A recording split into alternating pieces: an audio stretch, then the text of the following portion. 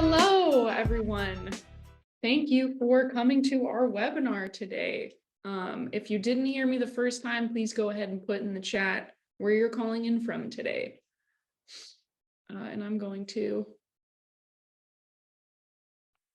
share my screen.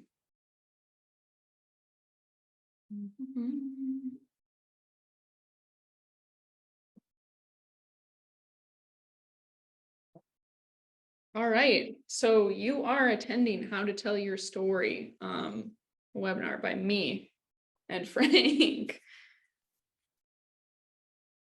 Our agenda is pretty straightforward. We're going to start with some introductions, tell you guys a little bit about us, and as organization, and then we will talk about storytelling in 4 steps. We're going to go through what is storytelling and why it's important, preparing to tell your story, creating the story, and measuring the story's effectiveness. Then we're going to hit some Q&A, and then we will talk about next steps with you all. Please tell us in the chat what you'd like to get out of this conversation today. Any questions, notes, and comments about storytelling are valuable to us, and we will try and address them as the webinar goes on. Melina Swinton, who is also on this call, will be helping to moderate, so she will call out any questions.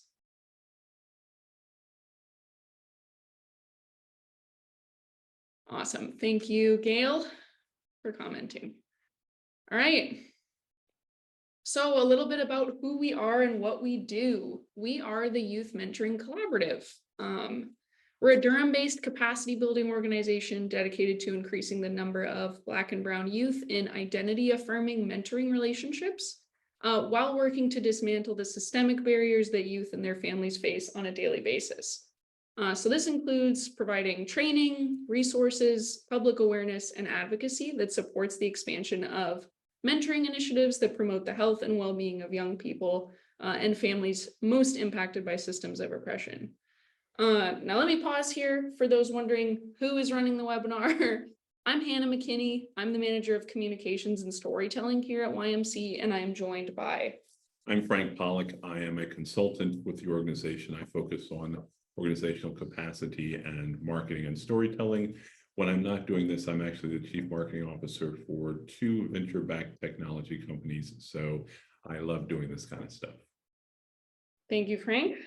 We make up 2 pieces of the YMC machine. So while I spread the word about YMC and perform my storytelling magic, Frank and our team of consultants provide technical assistance or consulting services to youth serving programs in the Carolinas. So a little bit about our no-cost consulting. We call our consulting services no cost because for organizations with a budget of less than $1 million annually, we are actually free. It's a price that's really hard to beat. Our services are available at low cost for those with operating budgets of over $1 million. All of our services are available to any organization serving young people in and around the Carolinas and beyond. You do not have to be a mentoring organization. We provide services for a wide variety of consulting topics, from program planning and design to program evaluation, with the goal of helping professionals, mentoring practitioners, and organizations to build capacity and meet the needs of their mission overall.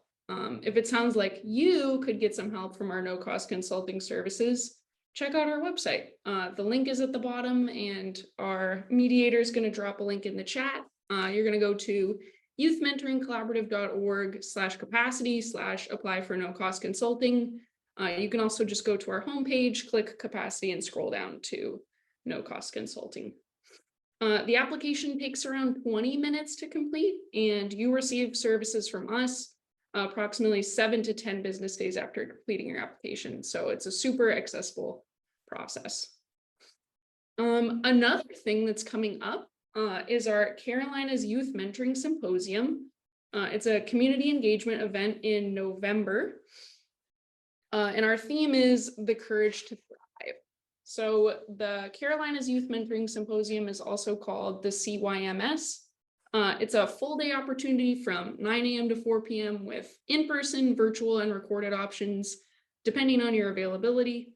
We'll bring together mentoring practitioners, local leaders, musicians, entrepreneurs, youth leaders, and more in an educational, mentoring-centered networking extravaganza.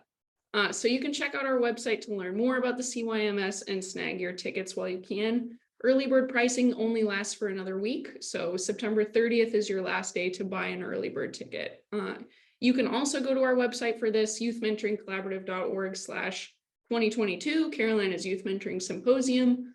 If you start at our homepage, you can scroll over to engagement and scroll down to Carolinas Youth Mentoring Symposium.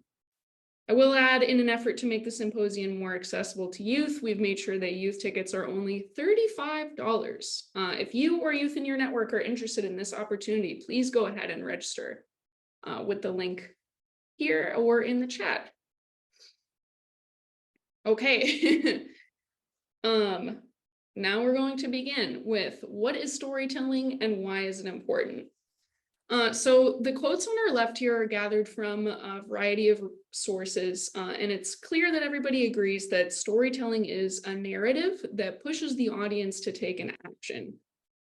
So in order to get a better grasp of what storytelling is, let's consider it in the context of where we see it the most, which is private advertising. Whether that's a YouTube ad, a commercial on TV, a banner on a website, a billboard on the road, you're being sold a product that you don't necessarily want practically all the time. Businesses get us to buy things that we don't need through effective storytelling. So the first step is to consider how we can apply their principles to the nonprofit sector to get people to engage with topics that are important in the community and in roles that are really needed. We know for sure that stories combine fact and feeling. No one wants to sit and listen to a bunch of numbers and statistics or hear you drone on about something else they don't know and their feelings. The most effective way to craft a story is to include some facts, some evidence-based stuff for funders, and feelings, which is your emotion-based stuff for donors and volunteers. Keep in mind that the ultimate goal of storytelling is to get someone to take an action that you want them to take. Let's think back to commercials. There's that one teenage love story that's told by the gum company. You're lulled into the story by watching this love story unfold between two teenagers who grow into adults, ultimately united by sharing a piece of extra gum with each other. What's the action they want you to take? Buy extra gum. If you buy extra gum, you'll fall in love, you'll have a great life, so on and so forth. So I say that to say, consider the action you want your audience to take after they hear your story. Okay, so when you're preparing to tell your story, there are a few key steps that you should take. Before you create the story, sit down with your team or whoever's going to help you tell the story and get a few things straight. So first off, you're going to consider who is the intended audience for your story. When identifying these people, consider the process to becoming deeply engaged with a nonprofit, especially a mentoring nonprofit. This is called the buyer's journey. So in the buyer's journey, there's 4 components: awareness, interest, decision, and action. With that awareness, there's awareness of the problem and of the solution. So you or someone in your network might be aware that young people are struggling, but you may not be aware of the nonprofit that can help them. Interest looks like when you're looking for nonprofits, you're looking for mentoring nonprofits, you're researching the Boys and Girls Club, 100 Black Men, the Durham Success Summit. So you're deciding which interest you want to get involved with. And then you take an action, which is volunteering, donating, etc. So through this process, we tend to be at one of 2 ends of the spectrum. One end, there's a super well-defined persona, and on the other end, there are really broad demographics. So in the middle, there's cohorts, people who have a similar experience. So those are first-time mentors in every nonprofit. Nonprofit execs will have a similar experience. You're going to identify these cohorts as part of your target audience. Next, after you've identified who you're telling the story to, consider what action you want them to take. So actions are going to be your micro goals, things you want the audience to do right after you tell the story. So that could be signing up for your newsletter, staying on your website, following your social media, etc. Think about what action you want people to take upon hearing your story. Next, consider the goal of your storytelling endeavors. Goals are more macro level, like getting someone to volunteer, become a mentor, become a board member, etc. So think about what are the bigger goals that you'd like to accomplish through storytelling generally. And then you're going to find the appropriate elements for your story. This is often the who do we help, the what do we help with, and the how we help. So how does your organization do the thing to accomplish the goal? A lot of this information you can pull from your logic model, which we will go through a little bit later. But another great tool you can use to prepare your story is an activity that Frank will lead us through called the value proposition map. Before you head over to that, yes. So let me give everybody a more concrete example. So for 6 years, I was on the board of Kids Notes. For those of you in the Triangle, you'll be familiar with the organization. We helped young people in Southeast Durham and East Raleigh Southeast Raleigh and East Durham we taught them to play symphonic instruments. So we went and we put together a story that started out with the idea, and this was from Duke University and other schools that were involved in neuroscience.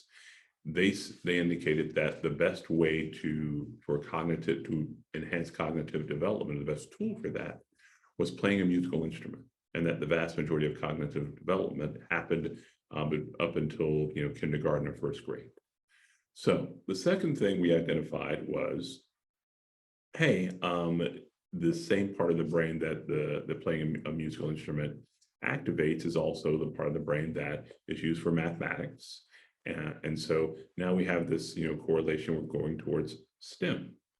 And then the third piece of information, we partnered with Duke University because they have access to Durham Public Schools research data. So now we start to bring this entire story together that young people are truly impacted by playing a musical instrument because it is the best way for their brains to grow and to form new connections. It's also the best way for them to become mathematicians. And we are validating all of this data by tracking it through Duke University research studies.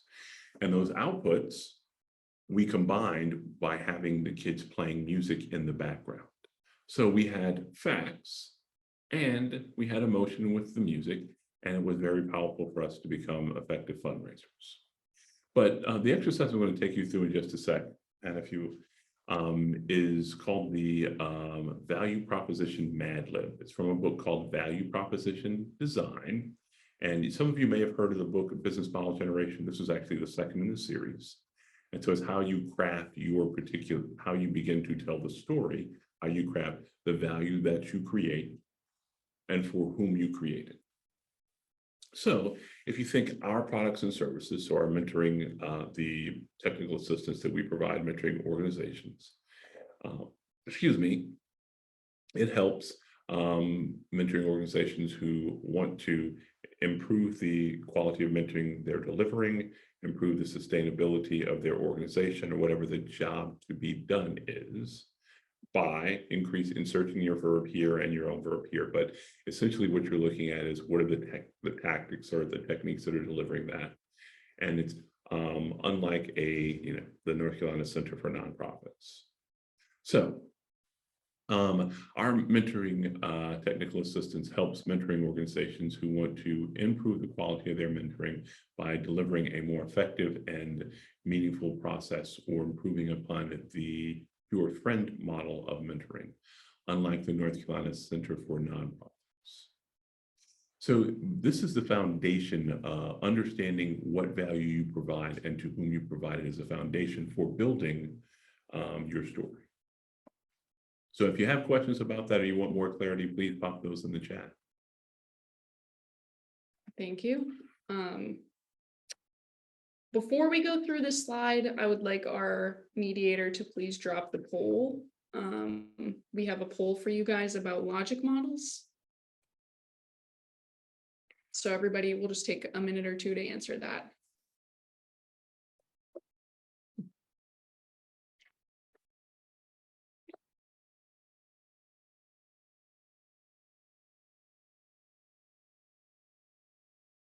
Awesome, awesome.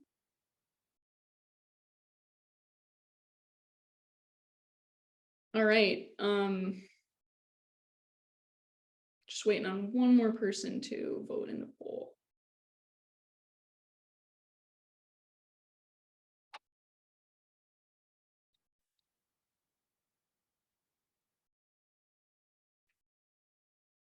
Give it another 5 seconds or so.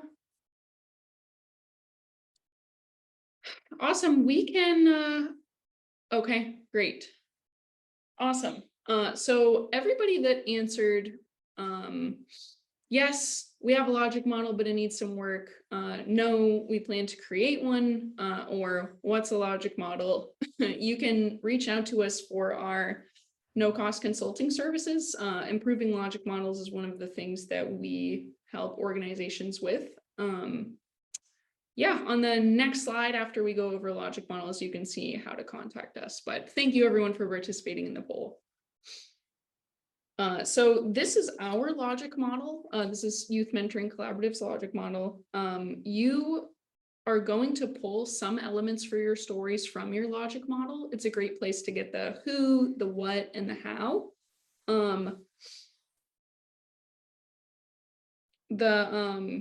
Who for us is not listed on this page. It's going to be most often listed in the needs statement on a fuller logic model. That's just not pictured on this screen. The who that we're serving for us is Black, Brown, and queer youth. What we help with is found on the upper levels of our activities section, and that's everything in neon pink. So we uplift youth power, we spread awareness, we build capacity, and we increase engagement. So your logic model might look a little differently than ours. Most of them are vertical, top down instead of left to right. That's okay. Just keep in mind that your what is most likely located in your activity section. And then the how we do this, how we accomplish PACE are the bullet points below. That's everything in the neon green. So that's involving youth voices, convening local mentoring providers, doing outreach and data collection. All of those how things are everything in green there. Yeah, if you do not have a logic model or your logic model needs help, please reach out to us. Our moderator is actually a wonderful logic model expert and can help you develop your logic model very soon. Her email's right here. You can also email info@youthmentoringcollaborative.org. No, go straight to Melina. She loves doing logic models. All right, so we're going to move on to crafting your story. Moderator, if you could please drop our link in the chat full of resources. We emphasize choosing a framework to help tell your story. So frameworks are designed to make all of our lives easier. The structures help you remember what you want to say, and they allow you to tweak your story to tailor it for different audiences. So today we're going to explore 2 different frameworks. You can explore and use any kind of framework that is most helpful to you, depending on what kind of story you're going to tell, but we are going to provide you 2 pretty good options today. So first, we're going to go through Lumos Marketing's Myth, Fact, Story framework. And then second, we're going to go through Pixar's storytelling framework. So if everybody can open the link that Melina dropped in the chat, I want you to go ahead and pull up the Lumos Marketing Myth, Fact, Story framework and the Pixar storytelling framework.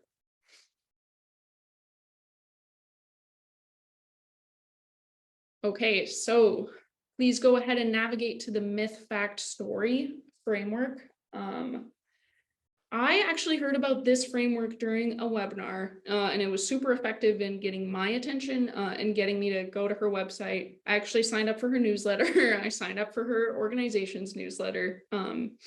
So I thought it was super, super effective. The basic structure is that you will come up with a myth that you hear often about your work. You'll explain why that's wrong with a fact, and then you'll emphasize that fact with a personal story. So the story can be your story, it can be somebody from your organization's story. It just has to be personal. We want to get involved on a personal level. Then at the end of your story, you should have some kind of call to action that's pretty natural, a way to connect the positives of the story and your organization. So we'll go through YMC's myth, fact, and story. Myth: mentoring is about forming a friendship and hanging out together. This is popularly called the friendship model of mentoring. The fact is that the research is clear that goal-oriented approaches to youth mentoring tend to be more effective than non-specific friendship-oriented approaches. Supportive accountability entails providing encouragement and nudges to help youth remain engaged in sequenced evidence-based interventions and to help address common difficulties that arise. If that was hard to understand, boom, we use the story to help that all make sense. So a high school junior in our network that we're going to call Anya for this situation was paired with a new mentor at the beginning of her senior year of high school after a previously failed mentoring relationship. She was weary of mentoring because she was under the impression that mentoring was friendship, and she didn't really think she needed a new adult friend, especially after the last one quit after a few months of them hanging out together. After some discussion with the mentoring program manager, Anya decided to give it another try. This time, she was paired with a mentor trained in developmental relationships and supportive accountability. The new mentor kicked off their first session by reviewing expectations for the relationship and helping Anya, the mentee, set 3 goals for the school year. Anya was able to hit all of these goals and closed out of the program. However, she's remained in a mentoring relationship with the mentor and considers them instrumental in her journey to graduation and employment post-high school. So quality mentoring relationships are vital for both mentors and struggling youth.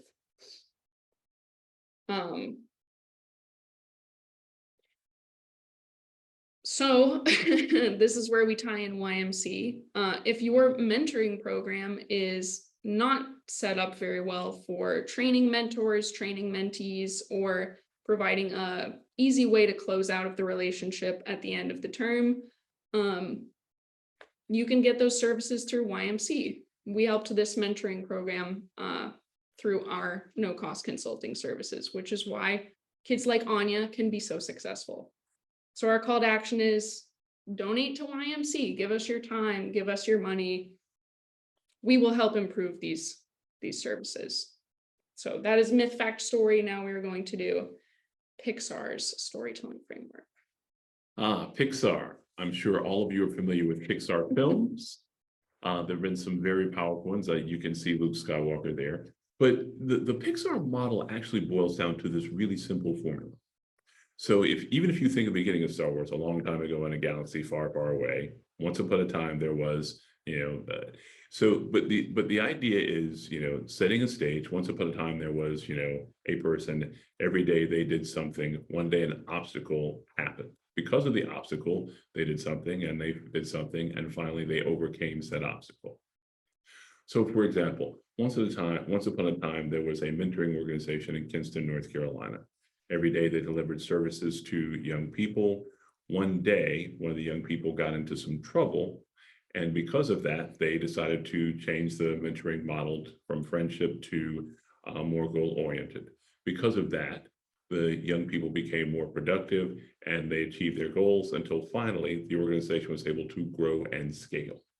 But that is actually a story that's borrowed from my childhood in Kinston. But what's important to understand is how you can apply this framework when you're communicating with, whether it's a potential mentor, a potential mentee and their family, or it's a funder. And you're going to adjust the story to reflect that. So you may emphasize some of the outcomes if it's a funder, you may emphasize some of the rewards if it's a mentor, you may emphasize the activities if it's a mentee. But each time you want to tell the story a little bit different.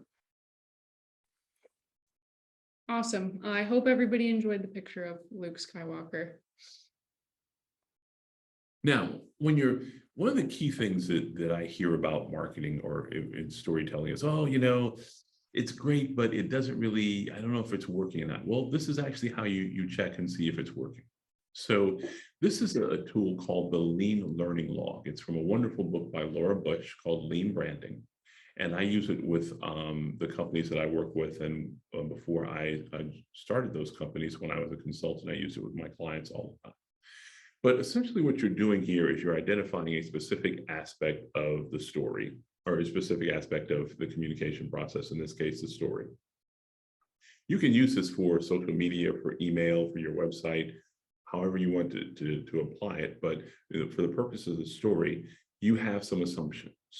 So, it may be that a story about a particular person, for example, with Kids Notes, we had a principal cellist, an outstanding young man. And so that, talking about him was the best way to move the organization forward. That was the assumption. And there's a conversion goal to get, more people to make donations or to get involved as volunteers. So the metric to watch then is how many people are contacting us through the site and interested about volunteering within, let's say, 72 hours of, hearing the story in a public forum. We may have an expected result, which is the historical basis, what the actual result was, and what we learned, and when we learned it. And by doing this exercise, then, and each time when you're, adjusting it for the audience, you learn what will work and what won't work, and you have concrete data to support that. Data is, like sunlight. It is great for transparency and making sure that you have a clear understanding, not only of the story you're telling, its impact, and the results that you can drive, but also a longer term vision for how the story can evolve along with the organization. Thank you. So that is measuring your story's effectiveness. You can find a copy of the Lean Learning Log in the resources link that we sent earlier. You can also find a copy of the value proposition Mad Lib in our resources as well. Okay, that is everything that we had about storytelling. We would like to take a few minutes to answer any questions that any of you all might have. So you can go ahead and unmute and say them. You can drop them in the chat. You can put them in Q&A. We're excited to hear from you. If you have a more private question or a more specific question, please go ahead and reach out to info@youthmentoringcollaborative.org. Melina, if you could please drop that in the chat. Check the chat, see if we have.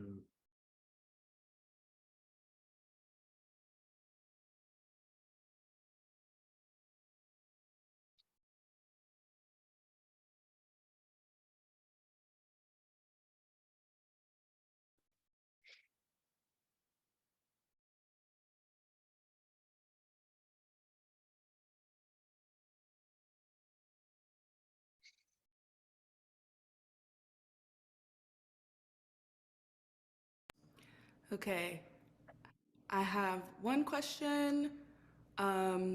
We don't have a lot of capacity at our organization. What are your recommendations for storytelling at a small nonprofit that has little capacity? Yeah, so I think the smaller organizations, it's actually easier to bring the information together because you're a more close-knit group, and you can it's easier to watch and observe the mentoring and the outcomes. That's part one. Part two, the value proposition Mad Lib and the story models really only take you a couple minutes to put together. So, you can reach out to your mentors or your mentees and say, if you were telling the story of this organization, what would it be? And listen to them tell the story and gather those ideas as, the basis for your content. And then, the third thing is make sure that the folks that are a part of your organization, once you have the story you want to tell, that they also understand the story. So for example, and this, all these things are easy to do, and they can be done in particularly well with small organizations. But, with the companies that I have formed, we're very careful to make sure that we have our origin story, that we have the story of our goals and the story of our progress, the hero's journey, all that we're consistent about those. Everybody has a little spin, a little bit of difference, but we have easy memory hooks and outcomes and things like that we've outlined. But for small organizations, if you just get the basics down and you allow the group to give you insight and information, you can actually create really powerful stories. If I can add on to that, I would say if you are struggling to find data, the facts to help add into the feelings of your story, you can definitely use like articles that you find online that talk about mentoring and why mentoring is important. Just go ahead and look up peer-reviewed articles, and you can use those as like secondary resources to pull facts and data from, like such and such percentage of youth say that they want to mentor, such and such percentage of youth benefit from these mentoring relationships. You can find a lot of statistics just online. There is so much research out there. And the last thing I would say is you could also contact Youth Mentoring Collaborative, where there are two highly proficient storytellers who will work with you to craft your story and how to tell it. And the services are free. You can't beat that price. You can only match it. So, but please feel free to reach out, and we're happy to work with you to, when you have limited capacity, to be the extra set of ears and eyes to hear and listen, to help you craft that story and narrative and get it out to the world. You're just going to email info@youthmentoringcollaborative.org, which is in the chat. Thank you, Melina, for populating. Some resources you can look into are the National Mentoring Resource Center. They have a huge database full of information. CDC, of course, is a classic. You can check out the Pew Research website. There's a lot of resources out there. You can also check out the resources on our website.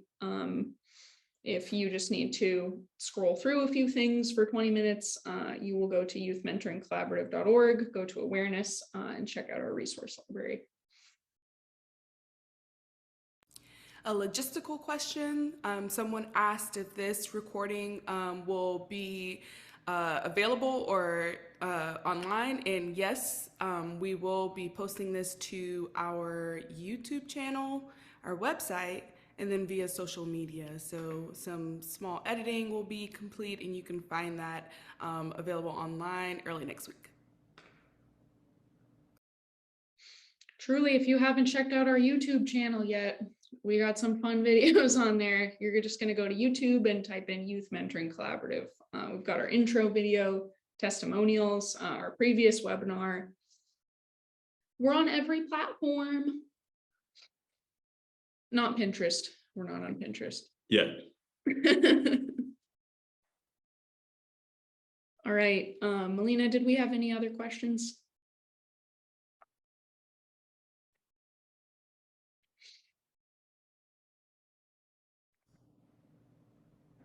Nope, not yet. Okay.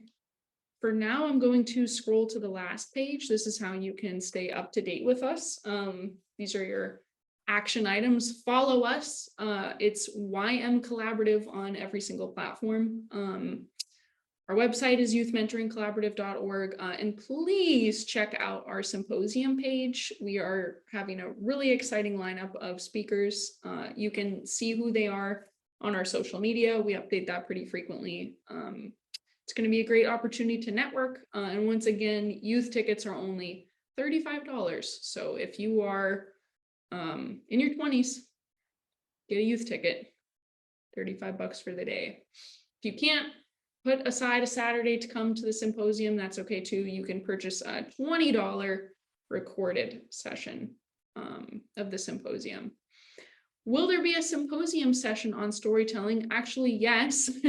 The first session on our list of sessions, and a session that I'm in charge of, is putting together maintaining authenticity and equity in storytelling. So we're gonna have Gil from Pivot Point Media and Tobias from Complex Creative come to help tell their stories of how they tell stories, how they told our story, and some tips for how you can get into marketing, storytelling, graphic design, so on and so forth.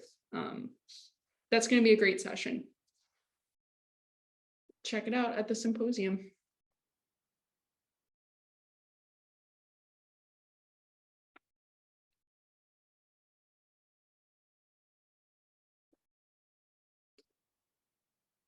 I'm sorry, I forgot to mention this QR code here is for our link tree. We've got a lot of good links on there. And if you follow us on our Instagram page, that is linked in the bio as well.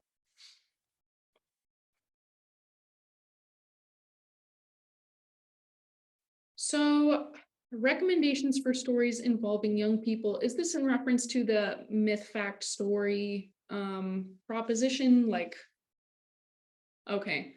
So definitely ask the young person if it's okay to use their story. You don't want to violate anybody's privacy. I would recommend also logistically changing the young person's name.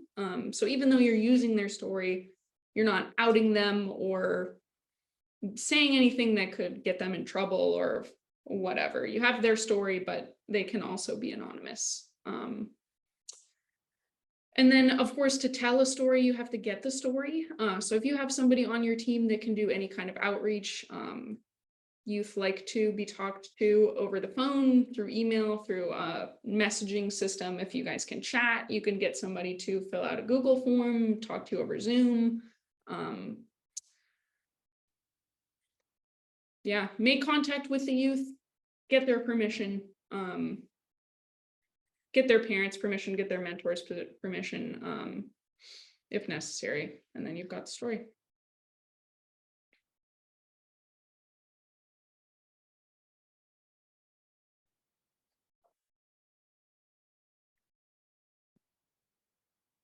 All right.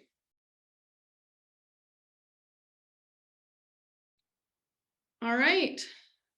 If there are no other questions, we can go ahead and wrap it up right here. Thank you guys so much for attending today. Bye-bye. Check us out, youthmentoringcollaborative.org.